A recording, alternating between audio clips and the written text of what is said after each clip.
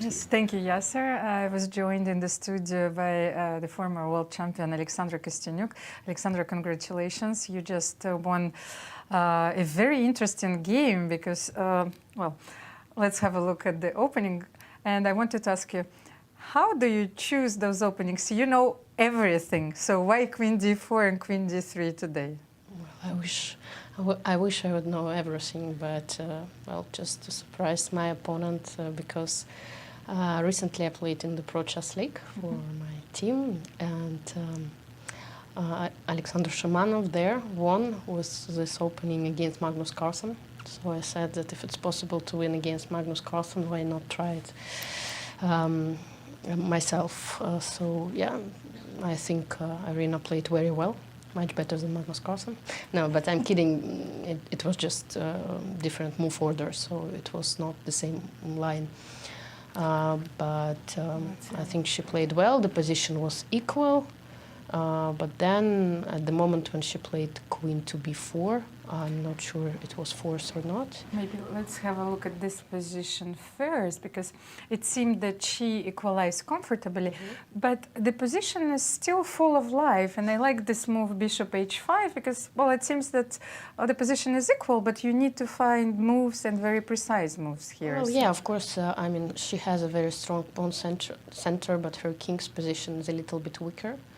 And I was happy when we kind of exchanged the pawn center, because, yeah, well, it's quite clear that the position should be around equal, but again, since her king is more open, it's more difficult for her to play. Yeah, and after Queen H4, she played Queen to B4.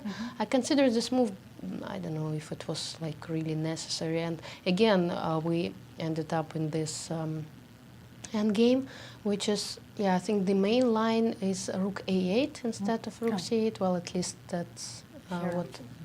Probably it's the same, but Knight takes B4, Bishop F8, and my idea was to play Knight D3. Then she like captures. I didn't see Rook A5. Well, Rook takes A2, Rook D7, and I'm winning a pawn. But again, it's like opposite colored bishops, and probably after Bishop C5 it should be a draw. But I mean, it's always nice to play with an extra pawn, right? You're not risking anything, and every mistake can be fatal for my opponent. So, I mean, I like her idea to exchange the rooks, but at the same time, here I have like a plan. I can play on two sides, trying, you know, to create a passed pawn, then attack the f7 pawns, and that's what happened in the game. I'm not sure. Actually, I'm not sure about Knight takes c5. I was very scared, of course, to get into this opposite-colored endgame. Because, okay, without the pawn on e6, it's a winning endgame, but with the pawn on e6, I was kind of scared a little bit, because I don't have to. I thought that I was going actually to play Knight a7, and something like Bishop d4, Knight c8, and then if she plays Knight c4, I can play b5. I mean, kind of get also opposite-colored bishop endgame, but a little bit improved with a few tempi. But then, okay, I calculated, and I thought that it should be winning, so that's why I went to it. Well, but we thought that here, especially after Knight e5, you spent, well, 10 to 12 minutes, I think, but probably mostly to recover that Irina made her last move, and she had only 1 second left. No, I was calculating. I was not sure about the evaluation. I mean, again, without the pawn on e6, it should be winning. But there are some positions. Who knows? I mean, you never know. You really need to calculate ahead, and you're scared, you know, because it's clear that I have an advantage here, and I don't have to take on e5, right? I can keep the knights on the board, and she has 30 seconds, and it's so difficult to play with against those two passed pawns. But okay, then I forced myself to calculate a little bit.